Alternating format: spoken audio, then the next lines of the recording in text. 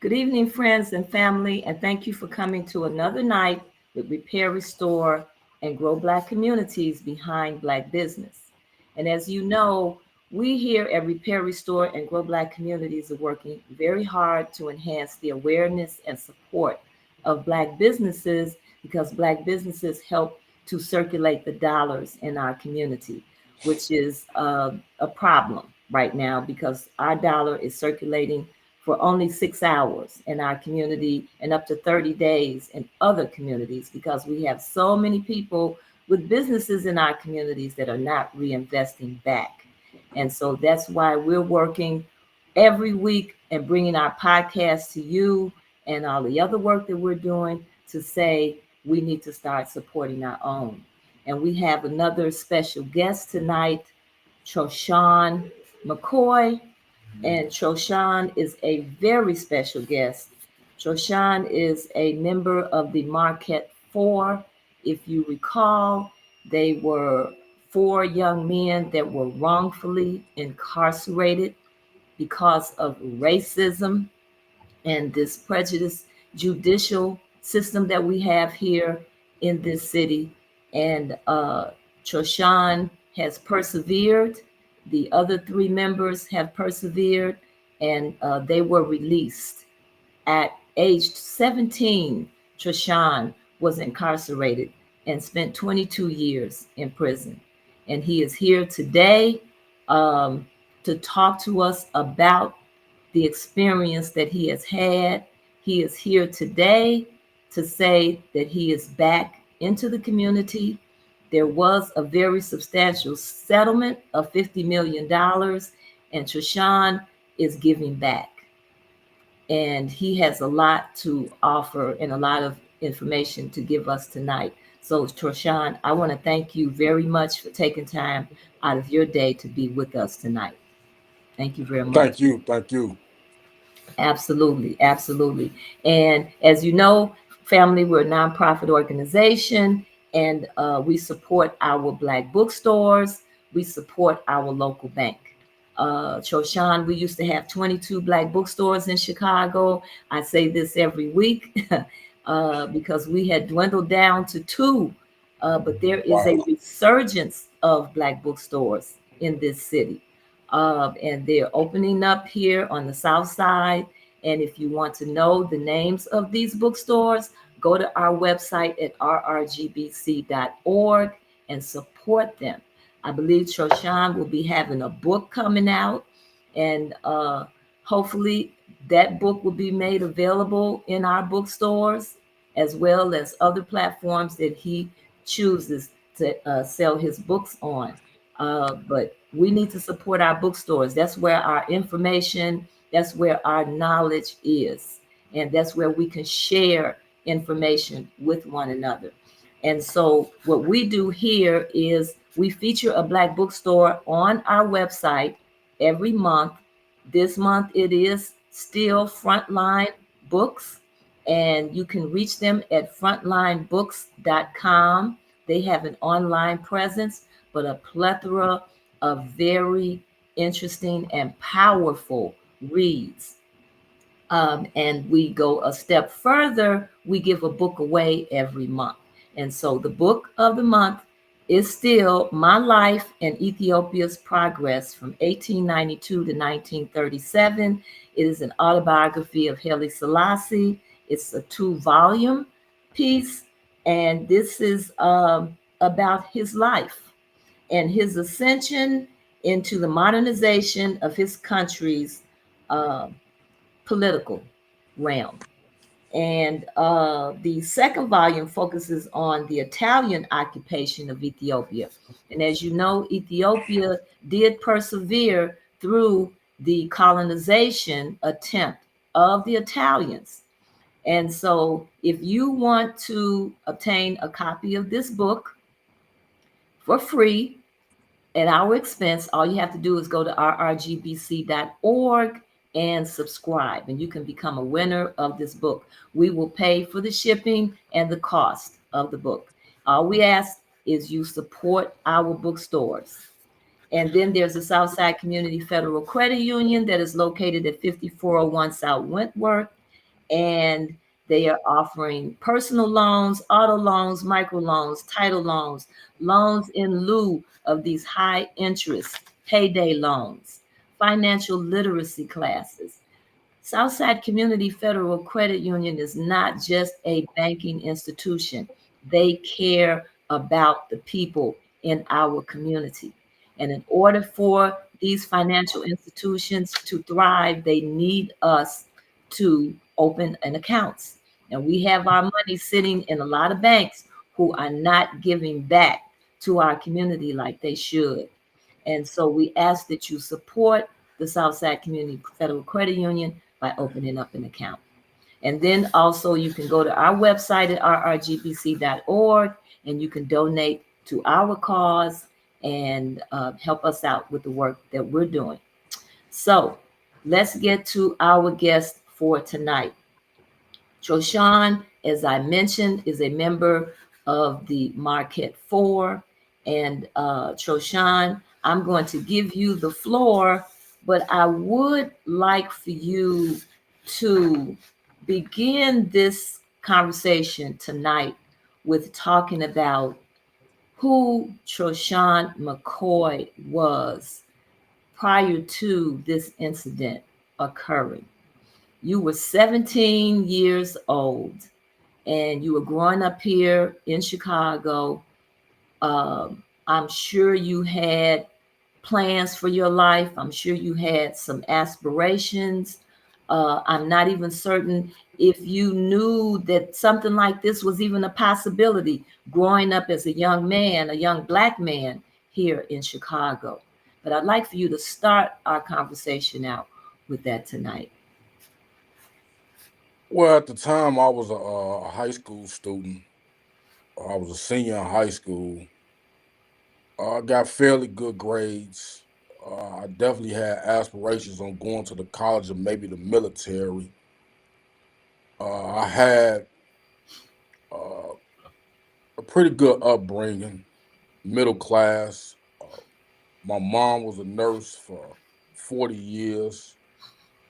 Pretty much come from a blue collar background. So my family life was pretty stable up until that point. Grammar school, honor roll student, didn't really get in too much trouble. Was into sports. Uh, was really, a scholar in all through grammar school.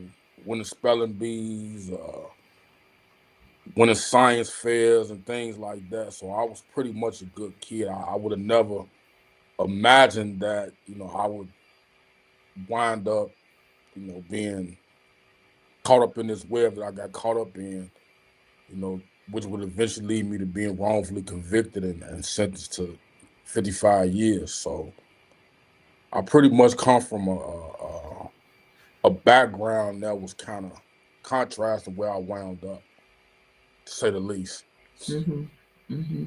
Well, we know that the majority of the wrongful, um, you know, the majority of the payouts that the city is making with these types of incidences that are occurring are due to wrongful incarcerations. The majority of them are, and in the last decade, the city's paid out over $1 billion. Yes, yes. And in from 2019 to 2024, over $200 million due to these types of cases. And we also know that the majority of people who are impacted by this are from the Black community, and our black males. And we also know that we have these towns in the state of Illinois whose main resource is the prison system. And Yes. so they have an economic interest in people Definitely have being. an agenda. That's right. That's right. Is Lincoln, Pontiac, Decatur, Hillsborough, Taylorville, Pinckneyville, Centralia, Shawnee, Vienna, Crest Hill, East Moline, Dixon, Danville. That's just some of them. I was They're in quite a few of those vulnerable. places. Yeah. Yeah, they are vulnerable to, this not happening. And so there is a benefit, there's an economic benefit. And so I do want to give you the floor at this point, because I want you to talk about exactly what happened, how all of this happened, and how you felt about it. Well, the day that I was picked up, it was pretty much a normal day. I went to homeroom, and my homeroom teacher told me that I had to go down to the principal's office because the police wanted to talk to me. Mhm. I had no idea in my mind what for. So after homeroom, I went down to the principal's office, and we had a in-school youth officer who's a Chicago police officer named Officer Span. So Officer Span pulled me to the side. And he was saying that some detectives from Area 1 wanted to come talk to me about a murder that had happened the previous night. Well, he didn't say it was a murder, but he was just saying somebody had got shot and some cars that got stolen. He was like, "Man, do you know anything about this?" And I'm like, "No, no, I had no clue, what went on." So about maybe a half hour later, three detectives showed up. Two of them being Kenneth Boudreau and James Cassidy. If you're familiar with a lot of these wrongful conviction cases, it's either Cassidy, Boudreau, or obviously John Burge behind them. So, but at Mhm. that time, I didn't know who these characters were. So, they get to the school, and the first thing Detective Cassidy says is, "Don't try to run." And I'm thinking in my mind, run for what? He was telling me, "We know, you killed those people last night. We know you did it. Somebody told us you did it. Don't try to run." And I'm saying in my mind, I'm just puzzled, like, why would I try to run? So we go down to the police station, and they start in on me immediately. "We know you were there. Somebody told us you were there." So basically, what happened? I'm like, I don't know what happened. I was over at my friend's house, and I came home. You can call and ask my friend and his mom, because it was a house full of people.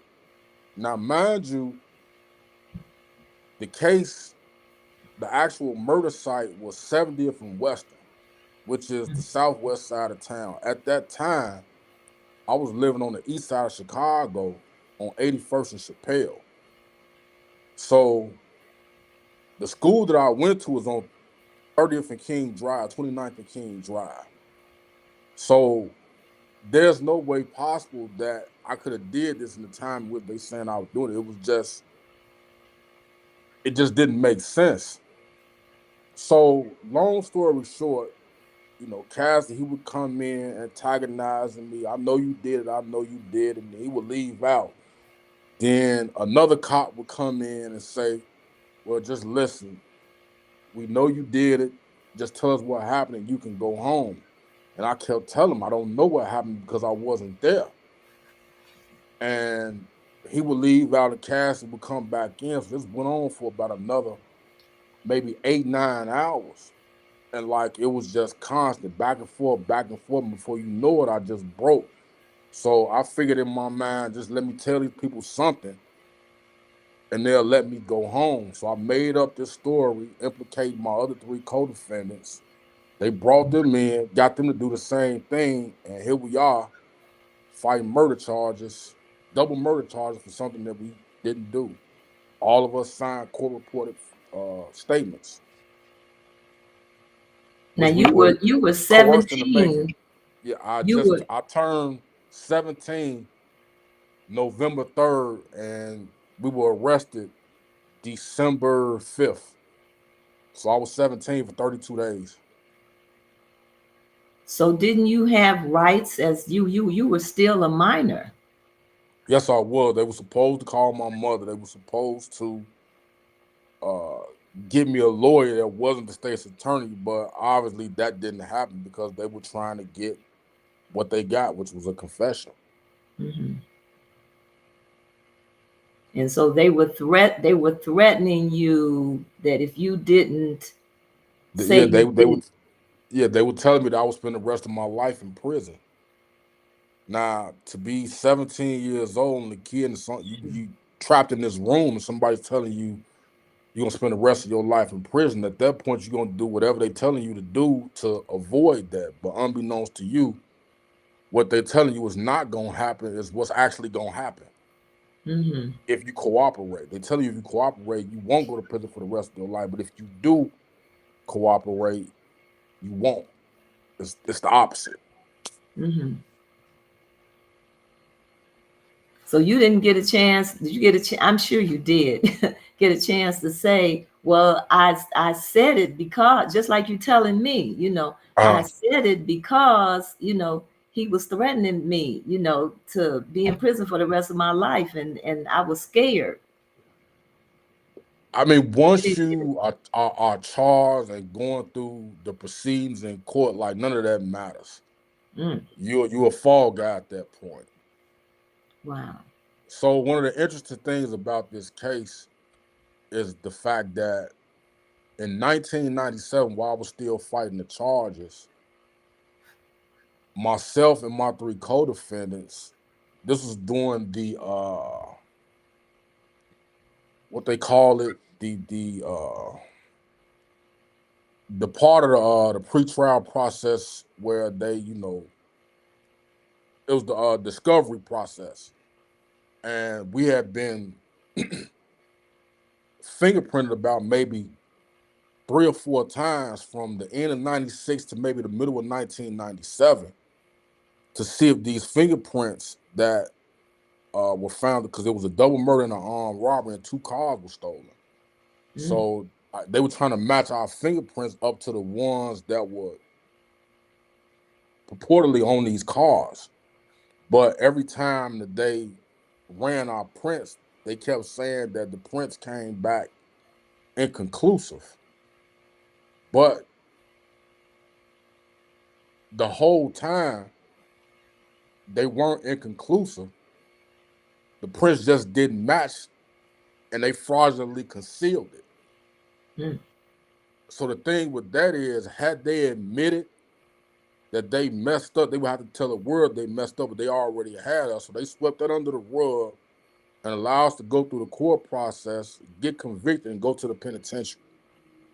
So they were saying that the technology available at that time wouldn't be able to tell if the prints were ours or not, but that's a lie. What happened was they said that these prints weren't ours. They didn't match up with the one that they found, and they concealed it and just swept it under the rug. That's what actually happened. mm, mm. So I went in at 17. I was actually supposed to come home at 19, but I came home at 39. Wow. Yeah. What was that like, Troshawn? I mean, once you were in prison, uh, through those years, were you always, did you always have hope that you would get out? Well, I was sentenced to 55 years. 2 of my co-defendants had natural life, and another one of my co-defendants had 20 years. So it wasn't a matter of was I coming home. I was going to come home, but would I come home sooner? Would I do all the time? Hmm. So had I had to do all my time, I would have just been coming home this year. I've been home 8 years. Okay. I would have just made it home this year, but doing that whole process,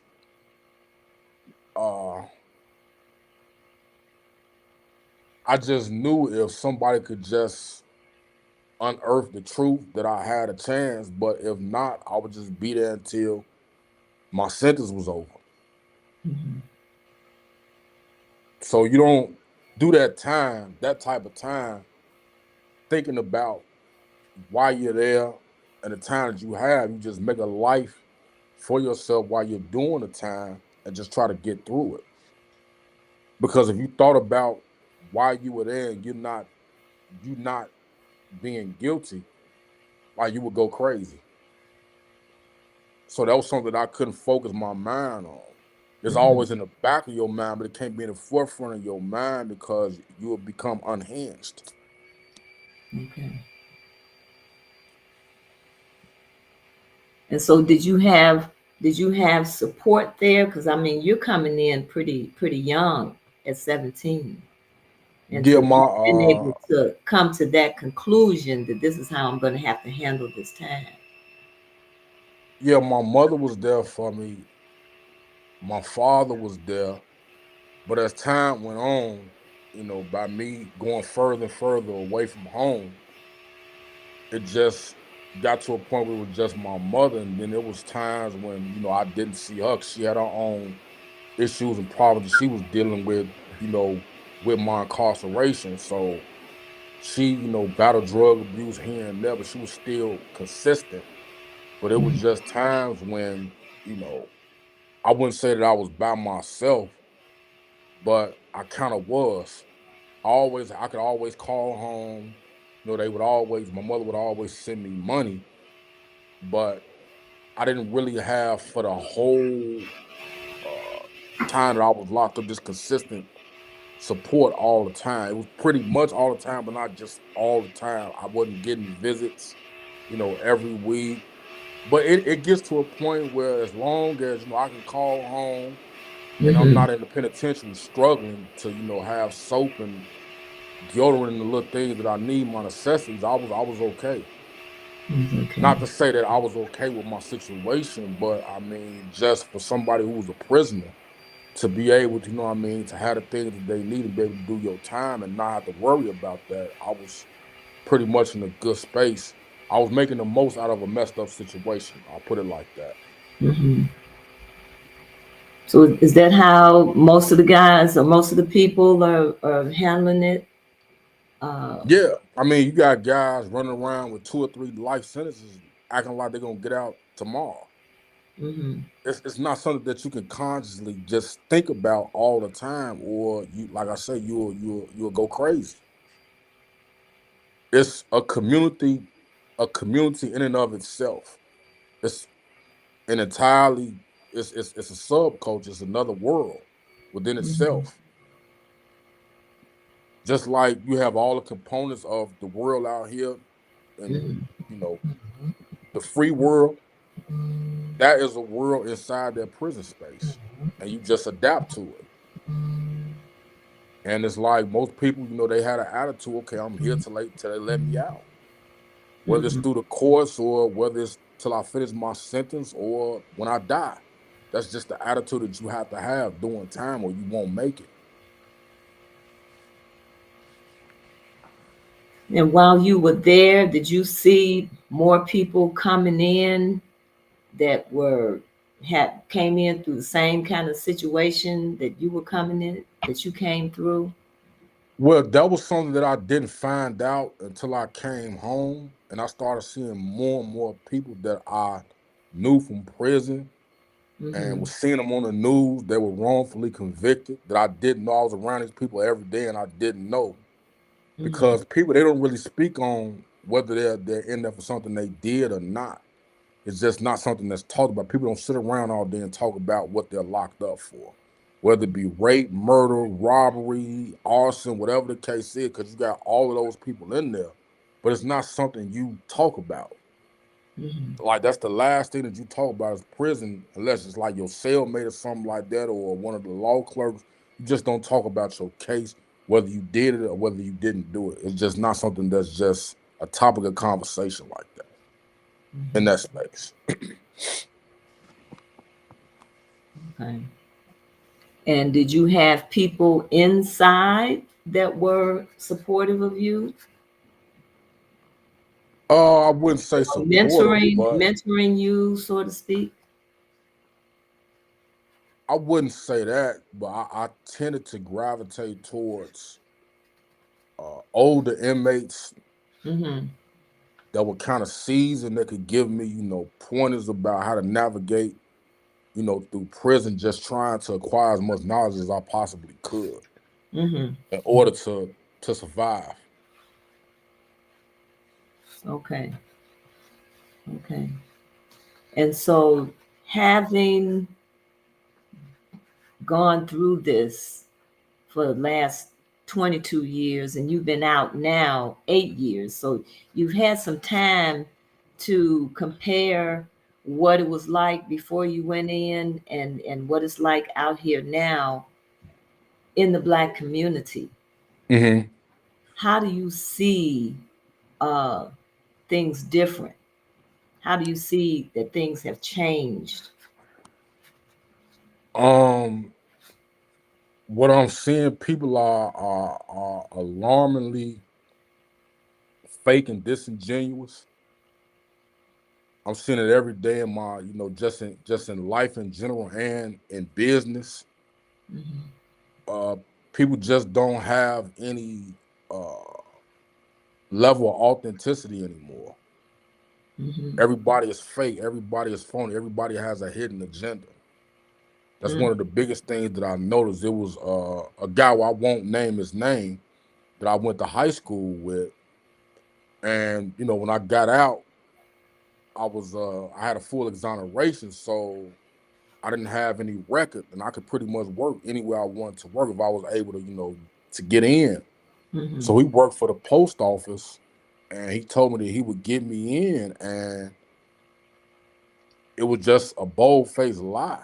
And I'm saying to myself, like, what incentive would you have to lie to somebody that's coming home from prison just trying to make a decent living for themselves, and you just looked me square in my eyes and told me that you would help me get into the post office, and you didn't deliver. And to this day, like, I don't think he realizes that he lied. It was wrong. Mm-hmm. But it just speaks to, the lack of authenticity in people today. Mm-hmm. So it's like anything somebody tells me, I just take it with a grain of salt, because, you have to make me believe, what you say out of your mouth. And in prison, it's the exact opposite. Like, you are bound by your word. And I still Okay. carry myself like that today. Because if I'm not going to do something for you, I'm not going to do it. I'm not going to tell you that I'll do this, that, and the third for you, and I'm not going to keep my word. I'm bound by my word if I give it to you. And that's one of the biggest things that I noticed when I came home, is just people just were authentic. And that's mostly in our community, you would say, or just in general? In general, In general. yeah. But even more so in our community, yeah, because, we deal with our own the most. And, Mm-hmm. pardon my language, that's where the most BS Mm-hmm. comes from. Okay. Your own people, sadly. And you would say it was not so much that when you were 17. It You, wasn't. no. I can honestly say it wasn't. Because, if somebody said that, they would help you, or they gave you their word that they would do something, they meant it. Mm-hmm. But I mean, you can go back 100 years, you know what I mean? You're going to have somebody that you would meet that'll lie to you. But for the most part, you just want seeing that in volume, how you seeing it now. It was just a shift. And I noticed that, like, early on. What do you think happened? Social media. Mm-hmm. that was just like everyone's undoing. You ask me, Mm-hmm. because you can just create a persona online and have everyone believing that this is the real you, and it's not. And people get so caught up in that Mm-hmm. they start to believe their own hype, like that you are this character, this person that you created online, but the real you is nowhere near this person, Mm-hmm. nothing like this person. And I just started to notice that was like one of the biggest uh, factors in having all these, fake disingenuous people, the internet. Mm-hmm. So that's not something that you was exposed to as much or at all in prison. No, I'd heard about social media, but I didn't understand like the level in which this it indoctrinated people to take on like these false narratives and have people believing that's something that they're not. I had no clue that this was really what it was like. Mm-hmm.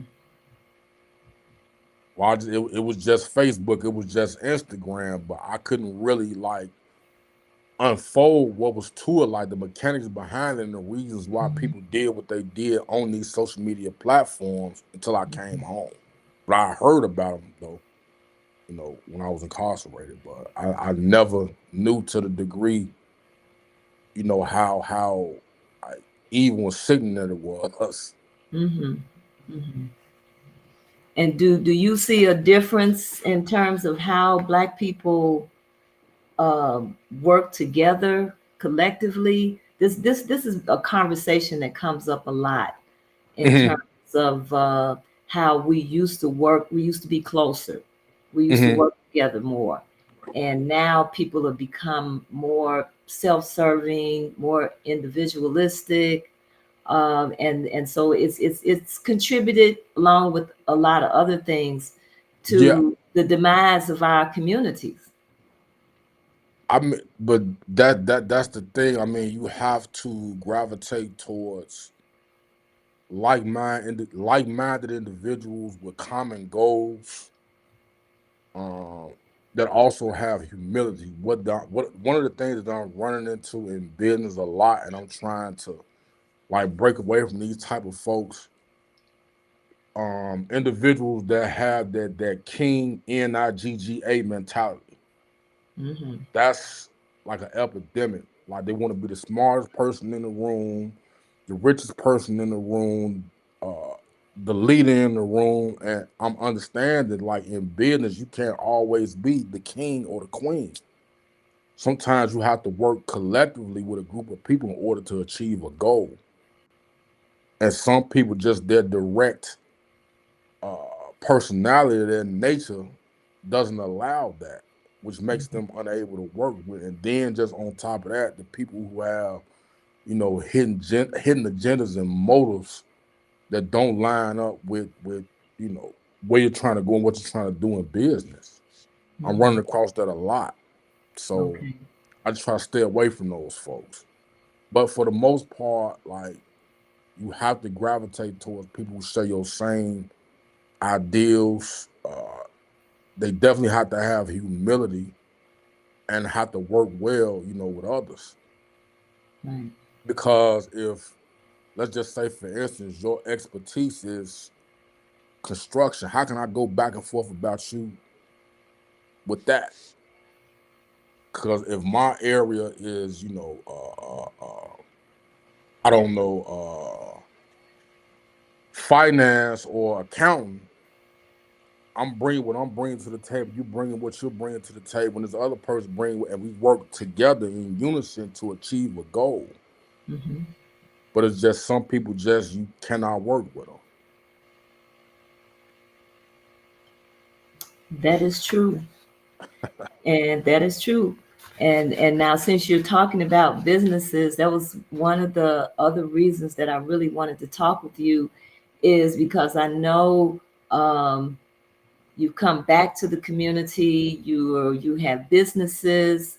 Yes. I would definitely want you to talk about your businesses. You have a nonprofit. Yes, I have a nonprofit, the Troshawn McCoy Foundation. It's helping with reentry. You know, I'm a criminal justice activist.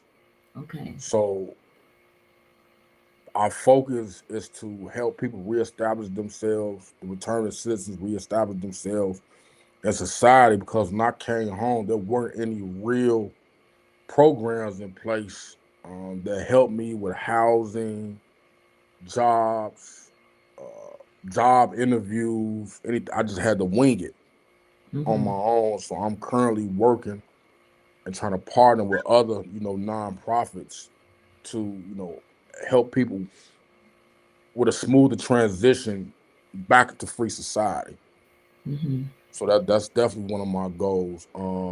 I have the McCoy Luxury Transportation Services, which is a black car services. It's a black car service for people who going to different events, people who coming in and out of town, executives, athletes, entertainers, things of that nature. We just had our car service in the Excel Film Festival. So we're doing quite a few things. We're trying to get as many contracts as we can currently. So the business is growing. Okay. Also, we have Shakir Properties, which has a retail and development side. But on the retail side, I have 5 Harold restaurants. 2 are currently open, and we're also currently in the Now process of that's working. Harold Chicken. Harold's Harold's Chicken. Chicken, yeah. Oh, okay. All right. Yes, we have 2. We have one in River Oaks Mall. We have another bar and grill open in Calumet Park on 130th and Ashland. It'll be open by mid-October. Okay. And the other Harold's restaurants, we're trying to set those up on the East Coast, and trying to partner with the HBCUs in that space. Okay. Try to open up either on campus or close to the campus, and we'll be, part of it's like in conjunction with the nonprofit, because we're also doing workforce development with uh, the the college students. Mm-hmm. So that's something that we got going, and we also have McCoy Promotions and Investments, which is a company that we started with doing events. We're getting different type of people in the entertainment industry that was signed. We got comedians. We have a few rappers that we're about to sign, and mainly right now we're event based. So we just did a concert, old school concert in Phoenix, Arizona. Mm-hmm. It didn't do as well as we expected it to do, but it was still, pretty much a win. So everything, and I just started all these businesses this year, so it's just bubbling. It's just now started, but we're headed in a great direction. Okay. Yeah. So did you go to, I know when you're incarcerated that you can take classes.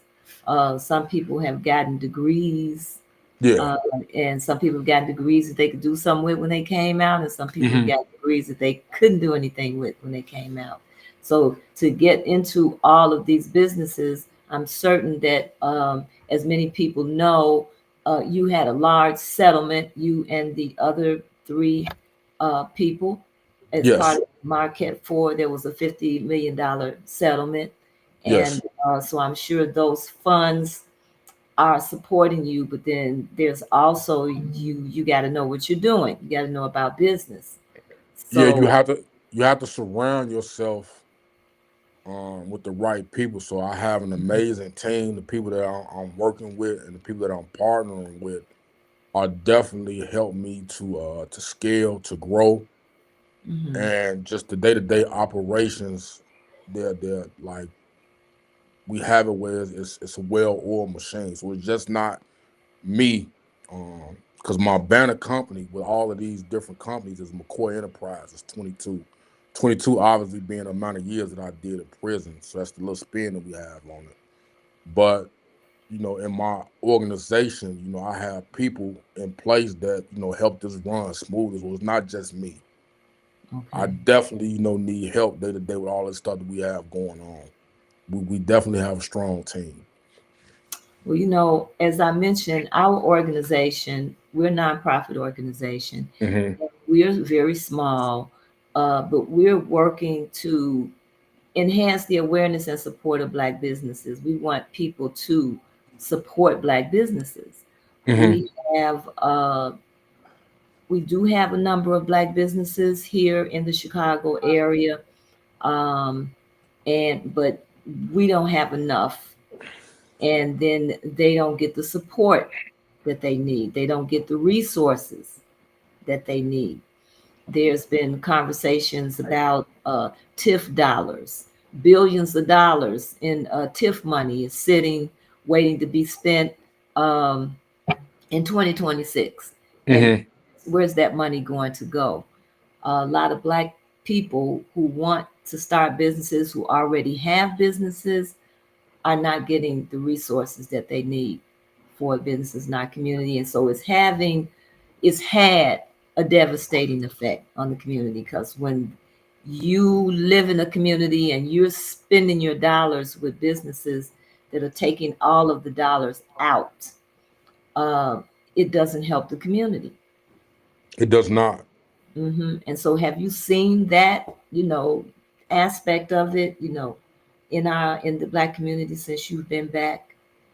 Yeah, to your point, the black dollar lasts in our community maybe 3 or 4 hours, That's right. and it's on the other side of town somewhere. Like That's it's right. that Looking at fast. that. To try to get Black people to spend Black is one of the biggest obstacles ever. And And why do it's you not think that just is? What is I what's the have problem? I don't know. I have no idea. What Do I Black have people noticed, are Black people supporting you? yes, they are. Mm-hmm. But I have exemplary uh,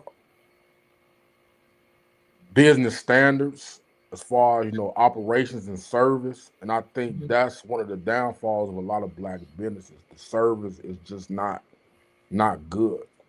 So I Right. don't care who you are, whether you're Black, white, red, blue. If your service is not good, I will not be giving you my business. And I find that's the problem with a lot of these Black businesses. Service is poor, and a lot of times the product is poor as well. Mm-hmm. So just to cut off your nose and spite your face and just buy or utilize these products and services just because someone is Black, I won't do that. Like you Mm-hmm. got to have good product and you have to have good service, or I will not be frequenting your establishment. I'm just being honest. So what do you consider as good service? Being kind, being courteous, being attentive, being professional, being on time. Mm-hmm. Those are just a few components that would, you know, that you would say a business would need in order to keep people coming through the doors. Mm-hmm. To be, continually in business and growing your business, those components have to be there. Okay. And do you train your employees? Did your employees go through Uh, Shout out to my COO, Nathaniel Cole. He puts all of our partners and our employees through the ringer. He demands excellence. So in that regard, if you are not up to par, we will have to part ways. mm-hmm. So we strive for excellence every day in all our businesses. Not and perfection, but excellence. And it can happen. I've seen it, I've seen it happen, and it's a beautiful thing when it is, Yeah. but somebody has to toe the line and make the demands. Yeah, he That he, he that's definitely makes the what it is. demands. Mm-hmm. And one of the things that enables me to be a great leader, you have to allow other people to be great and be able to use their gifts and their strengths and not get in the way of that. And I don't do that. Mm-hmm. I got a saying, I'm never insubordinate to my subordinates. So that means if you are part of my management and you make an educated, informed decision, I will never get in the way of that. Okay. So I let people do what they need to do in order for us to be effective as a whole. So having multiple businesses or going into business, is this something that you had always aspired to do? Yes. Yes. Okay. Okay. So this is something that you have a passion for Yes. I just have a passion for success. success. Yeah. Okay. And so going back to your nonprofit, the people that are coming out now, uh, and you're seeing the struggles that they're having. Um, I know you mentioned sometimes having difficulties getting an apartment, uh, Yes. getting a job. I would imagine what is the biggest problem that they have? Uh Sure. it's just that it's housing, and being able to find gainful employment. Hmm. But one of the things that we are doing is kind of in conjunction with Secure Properties on the development side is we're currently trying to find either a building or converting maybe a 3 to 4 thousand square foot home into housing, like a transition house for those Hmm. individuals coming home. You stay here, you get on your feet. We got people, that can train you, help you do your resume, things like that. Just make your transition smooth. So that's currently something that we have in the works as we speak, Hmm. in order to, help that. And also, like I say, those are my two key areas, transition, from prison to the free society, and workforce development. Now that's another piece there. I know housing, getting a job, but when you mention transitioning from prison life to being out here, Hmm.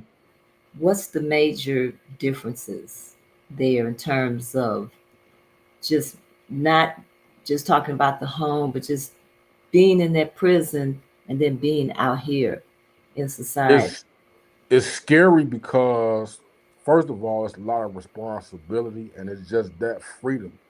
You're not living your day-to-day life confined and people telling you what to do. You have to make your own decisions.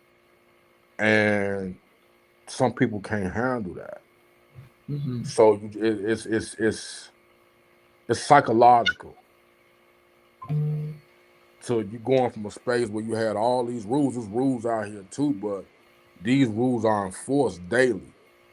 So it's like out here, in prison they govern you. Out here you have to govern yourself. Hmm. And that can be a bit difficult when you're used to that type of structure. Because, 5, 10, 15 years or more, you're institutionalized. That's all you know. So coming out here, having to think and move and act, for yourself and govern yourself and discipline yourself, some people can't handle that. But that's something that, I want to help people overcome. Hmm. And I had, my struggles along the way. Started drinking, started smoking. I'm clean now of everything. I don't smoke, drink, gamble. I mean, I'm not a choir boy, but Okay. at the same time, I don't just the space that I'm in life, those are things that will be counterproductive for me. I'll just say that. Okay. Okay. So they may start the smoking and the drinking, just trying to deal with the stress of all of it. Yeah. Hmm. Okay. And so you're helping them through that process as well. Yes, I am. And then I'm certain also, like you say, the world, the society has changed. Yes, it has. So Also, then, one of the biggest, and I've talked about this in several podcasts, several interviews. For those of us who've done, over 10 years or more, and I did 22, the biggest hurdle you have to get over is technology. Just to be able to sit here right now and log in and be okay. able to do this podcast, like that's like telling somebody to do Chinese algebra that just came home from prison. It's Mm, extremely hard to just learn technology okay. because if you left anytime in the late 90s, early 2000s, there was no social media, there was no uh, iPhones, and it's like the phones nowadays are so advanced as opposed to what we had back in the day. So making that transition from using those devices to the devices that we have now, it can be a challenge. So Hmm. that's another like big obstacle that people have to get, and that's something that I intend to incorporate, in that whole transition piece.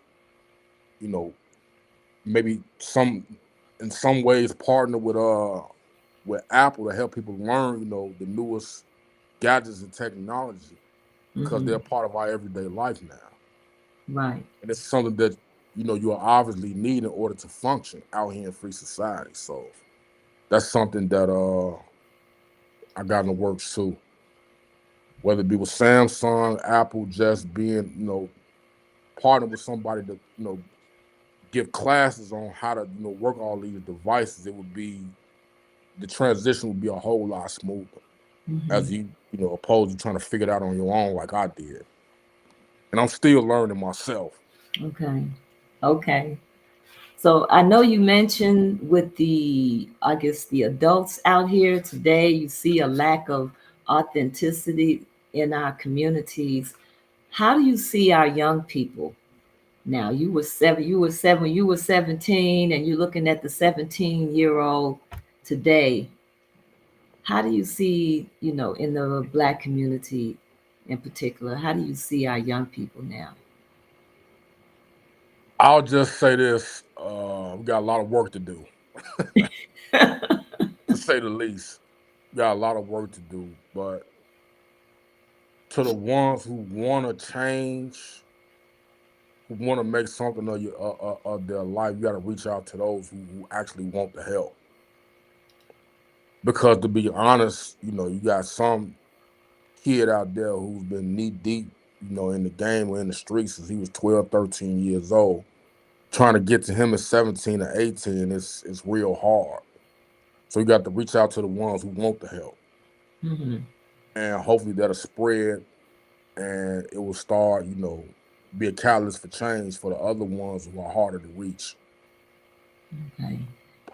Because when we look at our society, we have to look at the children. We have to look at the young people Yes, we do. because they're the future.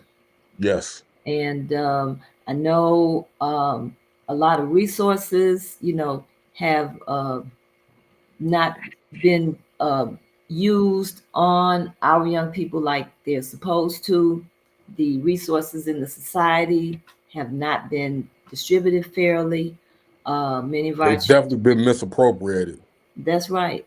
And many of our children have not gotten the education that they should have gotten. Um, and so, but they're our future. Hmm. And so, do you have any plans for our youth? I guess I would say, in your Yeah. business structure. As of right now, is workforce development because I find that's one of the biggest issues in our community with the youth is giving them not as well as guys coming home from prison, but even more so with the youth and having gainful employment to keep them out of the streets. Mm-hmm. So everything that I'm doing, I try to employ youth in order to get them away from all the negativity that's in the streets and get them something positive to do with their time and also be able to make money. So I think And that's like the biggest obstacle that we have to overcome with the youth is workforce development and mm-hmm. employing the youth. And do you, well, I know a lot of people have tried to work with young people, different mentoring programs. They've had some problems with, I guess their working ethics, Mm-hmm. and then they want to make a lot of money. Yeah. A lot of them don't want to work, little menial jobs. They want to make a lot of money, coming out the door. I mean, what they just have to understand it does not work that way. Like you literally have to put the time in, put the work in, and work your way up in order to be in a space where you can, command that type of income. Okay. Like nothing is given, everything is earned, and that's something that you have to teach. Also, I'm of the mind too that college is never for everyone. Right. What we need, more is, people in trades, plumbers, electricians, things like that, which are, very good paying occupations to have. Mm-hmm. And so with the workforce development, that's something that I'm also encouraging as opposed to just going to college and not really, because you got people out here with degrees that are unemployed. That's right. So if you pursue a trade and get certified, that's the type of money that you're looking for, Mm-hmm. as opposed to a menial job for menial pay. But you got to start somewhere. But I think that's where a lot of these kids need to be, for lack of a better word, diverted to the trades as opposed to just going to college. Okay. Well, Troshawn, we are past the top of the hour here. Okay. For those people who might want to take advantage of your program that you have in terms of reaching out and helping them with those transitions, how would they get in touch with you with that? McCoy Enterprises 22.com. Okay. Okay. And then you have your Harold's Chicken. Where did you say those were located here in Illinois? River Oaks Mall in River Oaks. Calumet City, and we got another one opening in Calumet Park on Okay. 130th and Ashland. So Calumet City and Calumet Park. Okay, those are two of your other Yeah. businesses. Okay. Well, would you like to have some last closing remarks? And you can mention your screening that you have coming up at Chicago State as well. Yeah, so McCoy Luxury Transportation. I asked my CEO what's the website for that. Yes, it's at McCoy Luxury Transportation Services. It's a website you can click on, and order one of my black trucks. Also, the biggest thing that we have on the table right now is my documentary, and the screening will be October 13th, 2025 at 7 p.m. at Chicago State University. Mm-hmm. And my book is coming out soon. So I'll be posting posting that on my website as well. Okay. And we hope that some of your books will find their way in some of our bookstores here in Chicago. Oh, Uh, most definitely. that would be great. Absolutely. Um, Well, Troshawn, I want to thank you again, and congratulations to you. I'm wishing you well. I like what you're doing. Thank And you. as you say, we have a lot of work to do out here, and it's great to have you back in the community and being, we need our men in our community. Yes. We have a lot of work to do. A lot of young men need your help and your guidance and your support. And I think you're definitely ready for that. So I want to thank you for coming on tonight. All right. Thank you, Denise. Absolutely. All right, family. This was Troshawn McCoy, and Troshawn is definitely contributing back to the community, and we're happy to have him back. And I want you to remember to, as always, support our Black businesses. All right. So you have a good night.